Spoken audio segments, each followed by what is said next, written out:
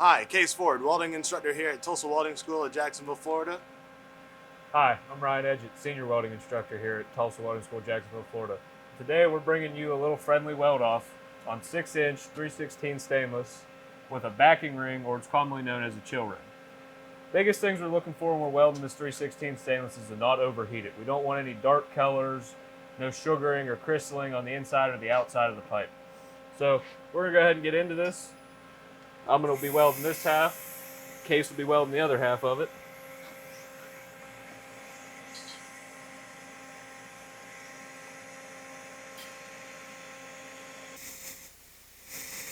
Big thing with the horizontal welding when we're walking the cup is keeping your feet in front of you. If we're looking at that torch right at our eyes, there's a good chance we're going to make it slip off. Big thing when we snap off on this stainless is to make sure we get the gas coverage back to it as soon as possible. That way we don't get a real dark colored crater on the end of the weld.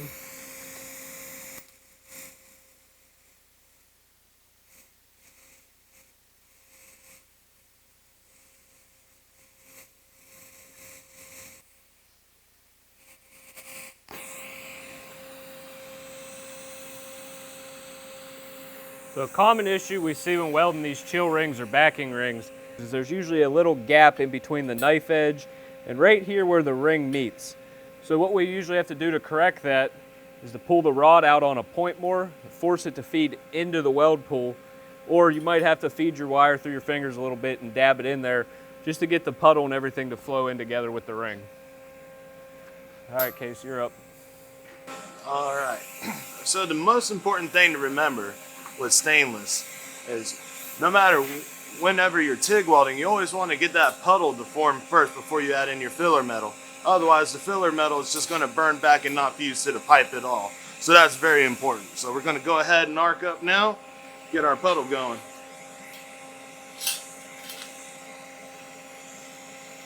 All right. Well, isn't that pretty good for you?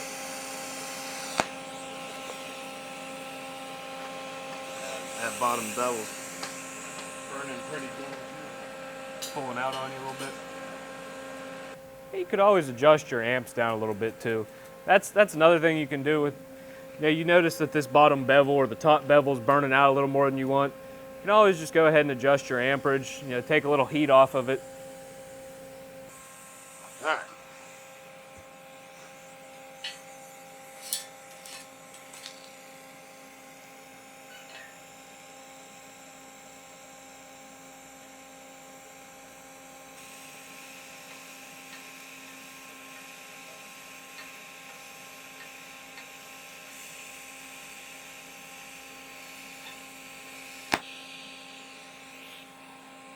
Gonna go through all 4 of those pieces of tungsten, you think? Dude. Once we get past this root, be all right.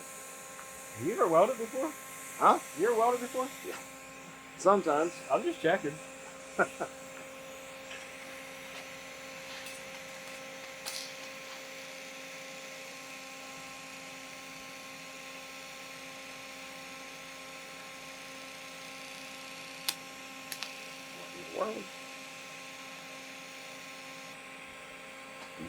Like we were talking about earlier, keeping your feet in front of you. See how Kase is moving with his weld?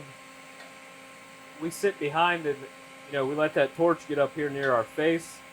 Chances are it's already going to beat us.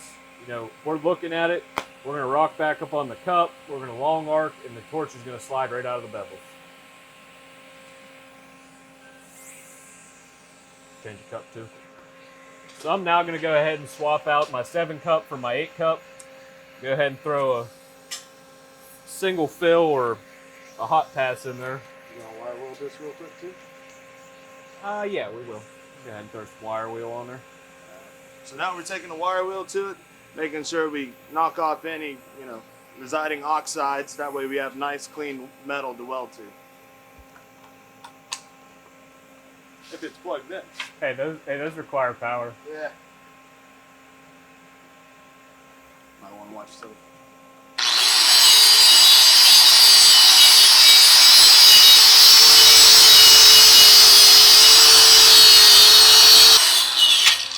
Plug it in on your side. You got a little baby cable on on here. Is that short? Yeah. You got the shortest grinder in here. Man.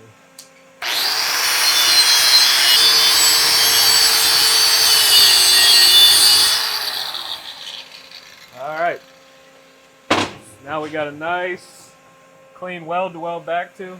Bump me up to 133. Go ahead, we'll open our amps up just a little bit more. Kind of let the puddle get nice and wet for this hot pass.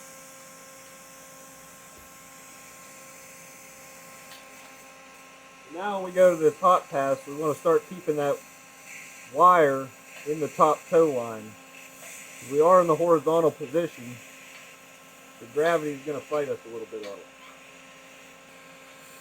And the biggest thing with this walk in the cup method is just making sure we're connected into both bevels, going up to get the wire, we're dragging it back down.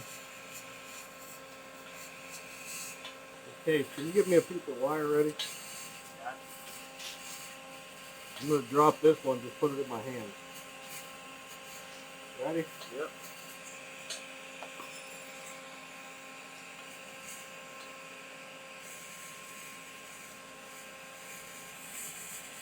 Another big thing with stainless, in my opinion, is try to minimize my starts and stops.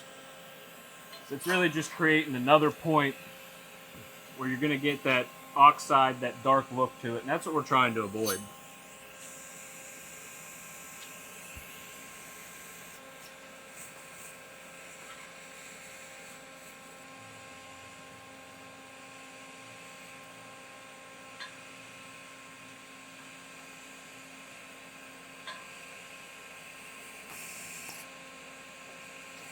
Well, I just did the old Kase method. Oh. It ain't welding if you touch it just a little bit. Huh? I said it ain't welding if you just touch it just a little bit. Yeah. Hey, we're all human. We all mess up. Right, there ain't no such thing as a perfect weld.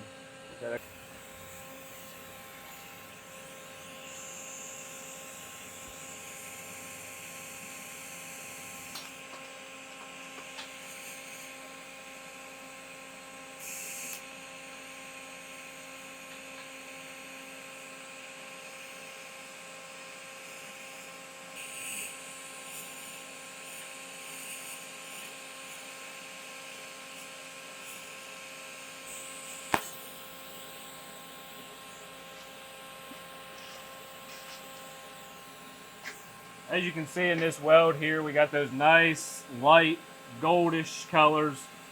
That's really what you're shooting for. You're really looking for that gold or that straw-looking color. Any of the darker colors, you're starting to let that stainless get just a little bit too hot. Go ahead and clean this my side here up.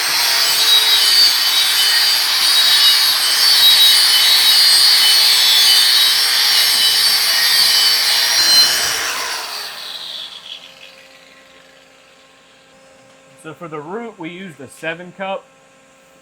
Now, the thing about cups is we use a 7 for the root. So as you see here, the 7 on the walking surface, it's loose. It's not big enough. And you know, if we try to use this 7, we're going to cause it to roll out of the bevels. And that's what we're trying to avoid. So we go up to an 8 size for the hot pass or fill pass. And then actually when we go down to starting to split our fill passes, will actually drop back down and cut size. All right, same as before with Ryan. On my side, I'm going to keep that wire towards the top toe of the weld and keep it moving.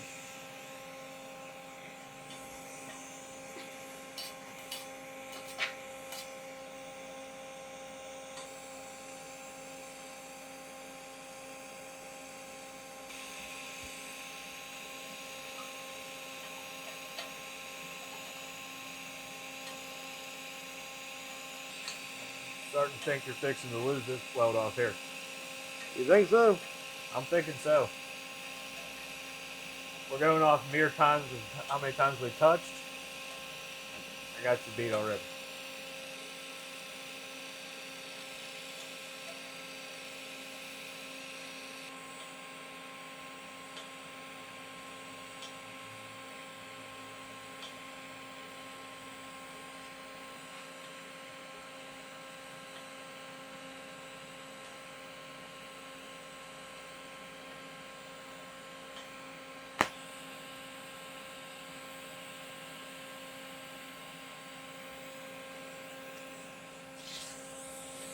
think you want to cool it or go ahead and run one more into it?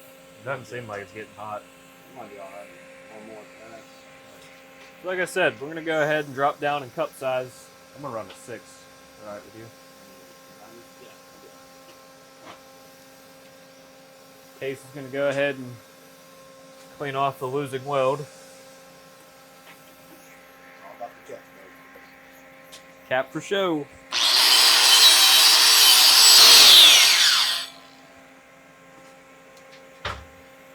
So now we're going to start splitting our fill passes to where we're going to be putting multiple beads in. So now we're going to go away from kind of that little wiggle motorcycle throttle method we were using. Now we're going to have to start kind of rocking the cup a little bit.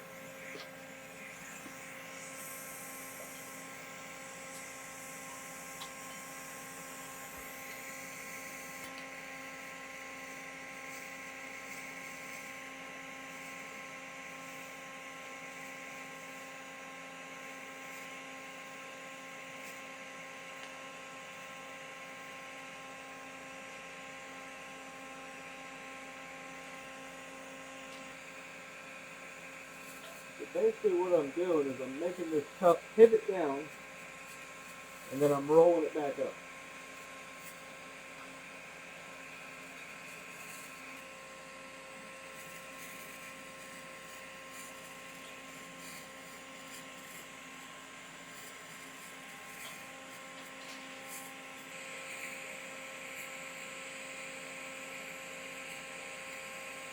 As I come into my stop, I pick up my travel speed. Just like that. First fill pass is in.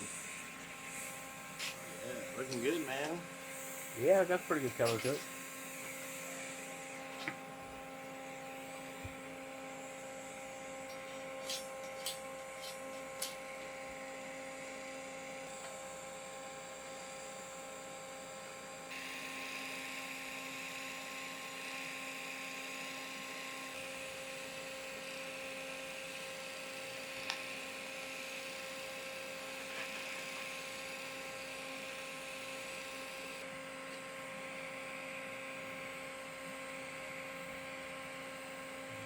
Pretty good, pretty good.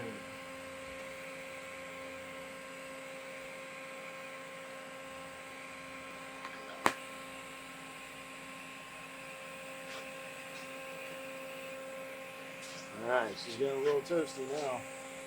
Yeah, so just for purposes of this video, so we can continue welding on it, we're going to go ahead and we're actually going to force cool this pipe a little bit. This is not something you would do in the field, but to save us some time,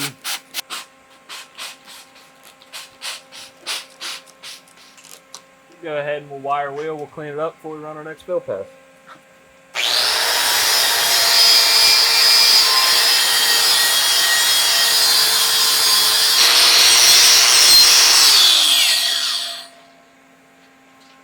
Oh yeah. Go ahead and get us a fresh piece of tungsten, put it in the torch.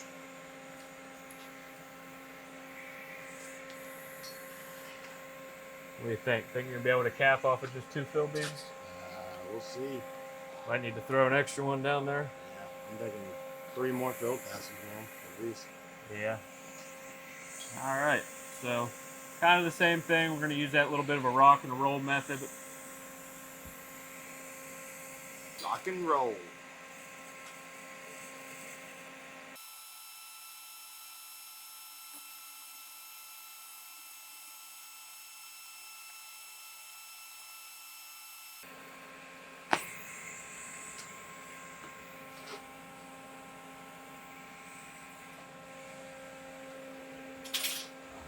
Did the old Kase Ford again. Oh, not me. That's only the second time I've stuck. You've stuck about 5 times.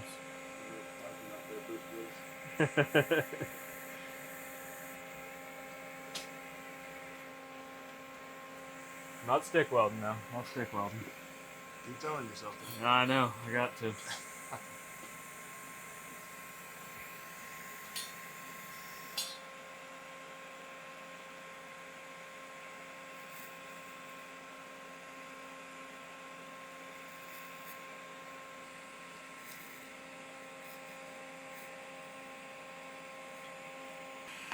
Oh no. Check, let's see where that arc control's at on that machine. Is it running back to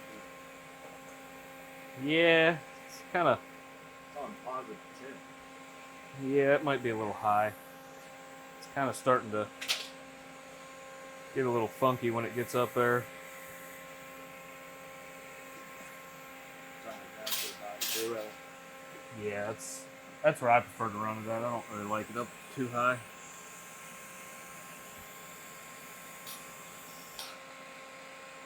Yeah, it's much better.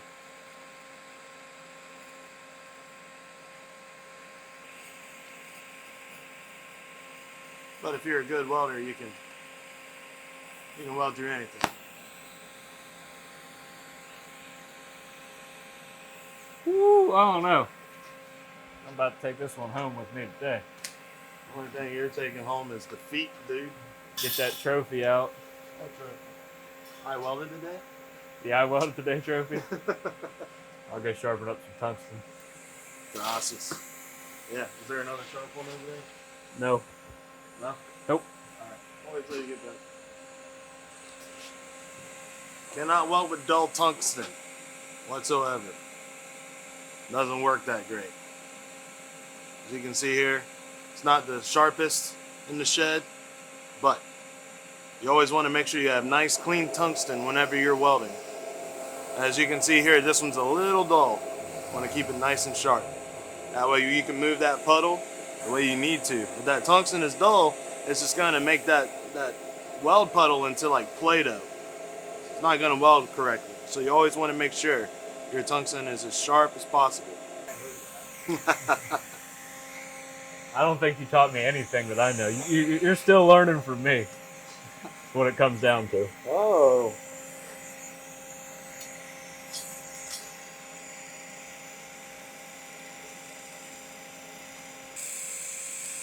What would you say? We're even on our sticks now, right? Huh? I said we're even on our sticks now, right? Oh, no, not even close.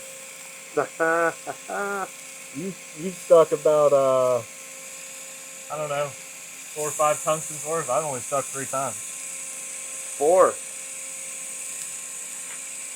Yeah, I wouldn't say. I don't count that last one. I think that was. Oh, you don't count it, huh? Yeah, you could leave that up to discretion. I'm thinking just throw a fill bead on the bottom. You should be able to cap out off of that. Well, my middle's pretty sunk in over here. Well, I mean, if you know what you're doing on that bottom fill bead, you'll be able to take care of both in one shot. Ooh.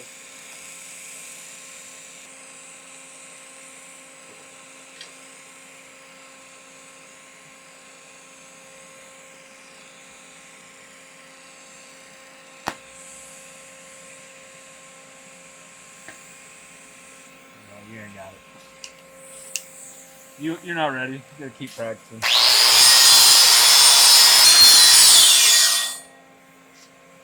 You smell that? That's the smell of victory, dude. Yeah. It's the smell of victory. Sorry, I don't speak to people that are losers. Oh.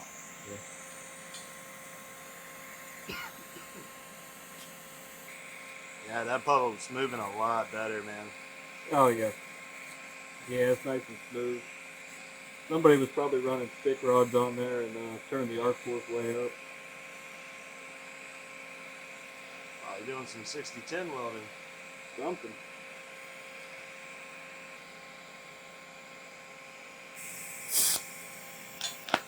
Still touching the pole. Number 5. Ah, you got me on that one. I'll give you that one. I give you that one. Hey, it ain't welding if you touch it just a little bit. You gotta have some fun. Yeah.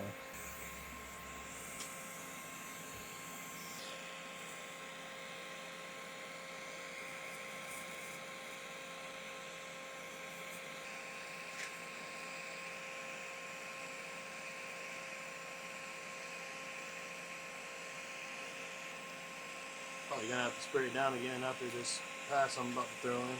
Yeah. Yeah, it's warming up. Starting to get slippery. Yeah, as Ryan's welding this pipe, the hotter the pipe, the more chance you have of slipping on that weld puddle. Therefore, contaminating the tungsten contaminating the weld puddle itself. You want to keep the pipe somewhat cool the whole time. Yeah, just ask Kase. He knows all about contaminating tungsten. No. Let me hit that with a wire wheel real quick. That way you can tie into some nice clean silver metal.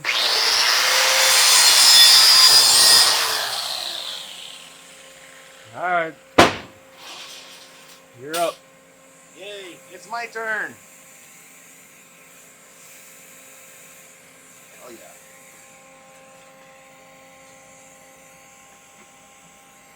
That is slippery, isn't it? Yeah. Yeah, I definitely think throw another top fill in there and then cap out after that. Oh my god.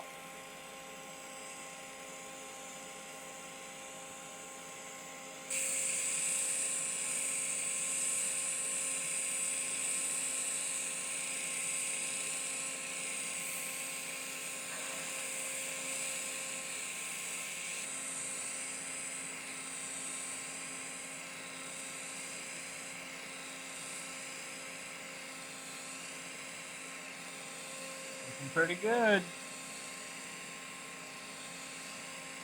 Not that good though. Oh.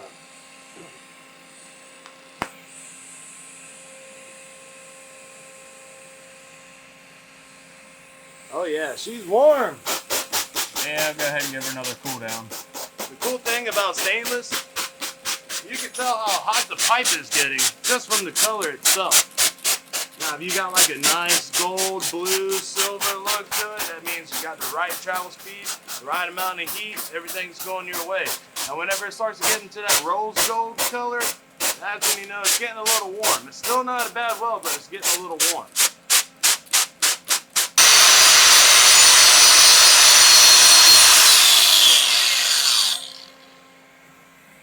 All right, go ahead and put in this final fill, and we're going to move on to the cap. That's the fun part.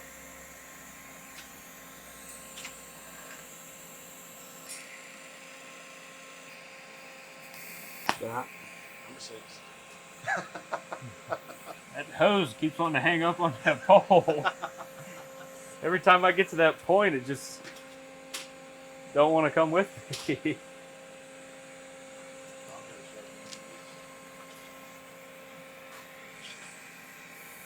So yeah, as you can see the difference in where mine is, I mean, that's gold. Where before we cooled it down, Kase's side was like getting to be that rose gold, maybe a little bit of a pink tint to it. That's where we know we're starting to get too hot.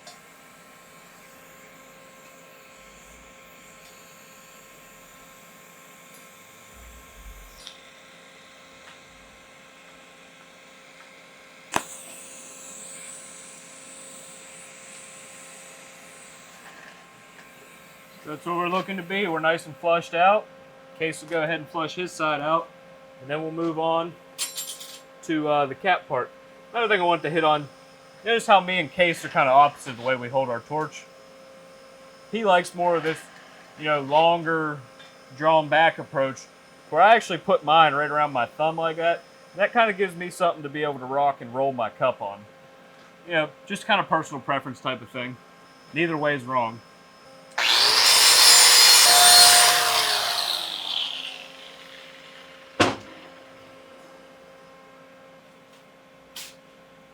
Okie day, gonna put in the top fill on my side, and then we should be ready to get to the fun part, the cap.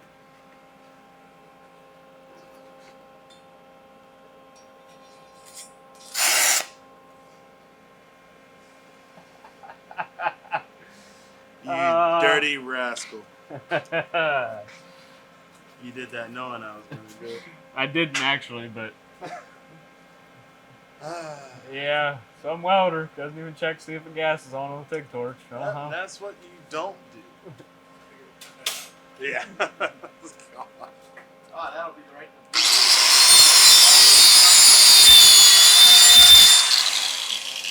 Yeah, make sure you make Kase a blooper reel too. All right.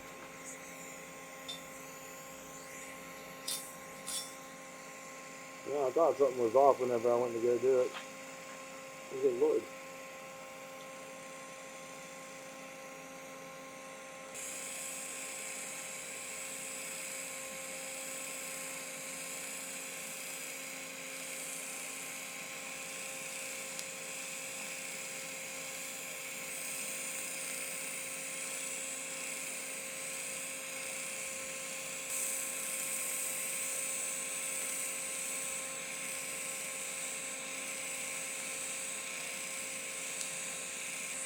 Oh, are you? Yeah, you're still learning. Yeah.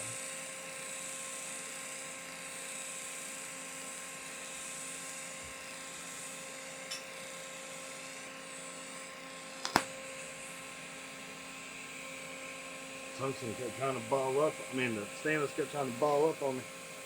Yeah, he's gonna pull that wire a little bit. Think we ought to spray it or go ahead and put the first one on it, then We spray it? gotta spray that. I mean, look at my side. It's cooking.